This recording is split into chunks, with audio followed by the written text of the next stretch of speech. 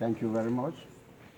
I'm called Abang Tawoh George, the founder and the Chief Executive Officer of a 17 years old Limbe-based human rights organization known as the Association for the Protection of Women's and Children's Rights, APWCR, based in Cameroon, Limbe.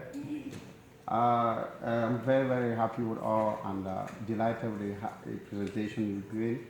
The challenge is that for the 17 years, our organization last year, we were fortunate to have the United Nations Economic and Social Council special consultative status. We've been working hard to see how we promote human rights. Our organization in Cameroon, we have a weekly human rights in action radio program, interactive, where we use the international, the United Nations, and regional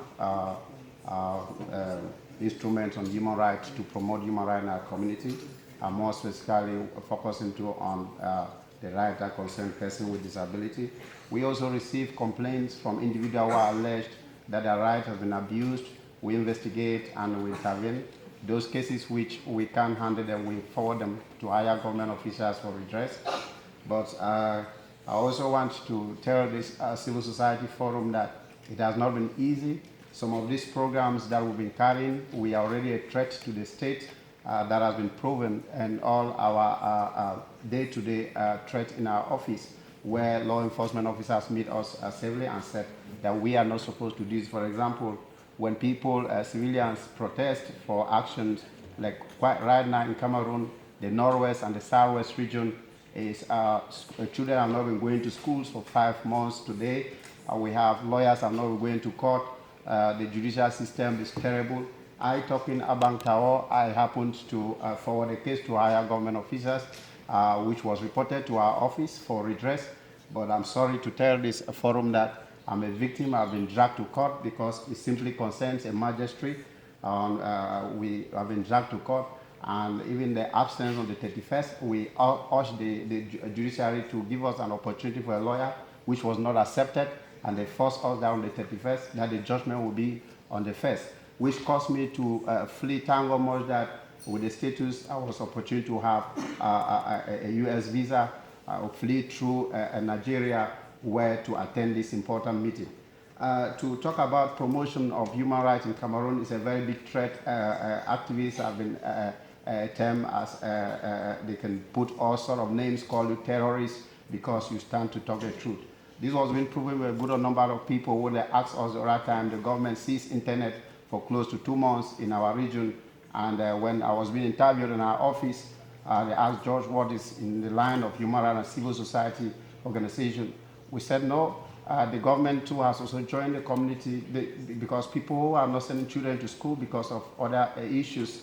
We think that the government is supposed to address that, which they have abandoned. They're forcing day-to-day intimidation, harassment, arrest, arbitrary arrest, and people are always in jail. They transfer them from one region to the central prison in Yaoundé, which they call Kondenge. The issue, even right now, you can see a judge, a Supreme Court judge who is still there, lavishing of 5 months, and others are there, continuous adjournment, and they are still there.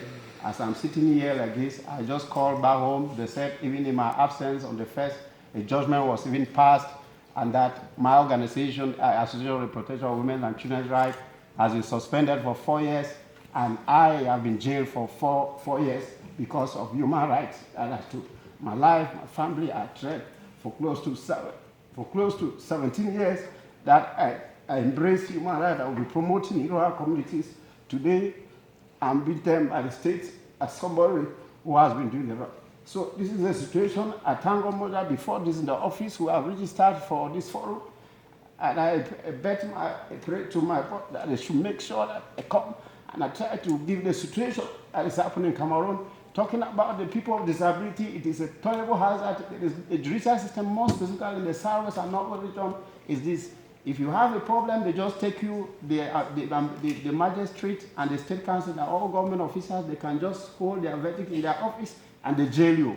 People are crying, and I'm praying that if there is a means that United Nations can help to see how they can bring back so that lawyers should go back to court, pressurize the government to go back to court, and then make sure that children go back to school. It will be the best thing. Thank you very much.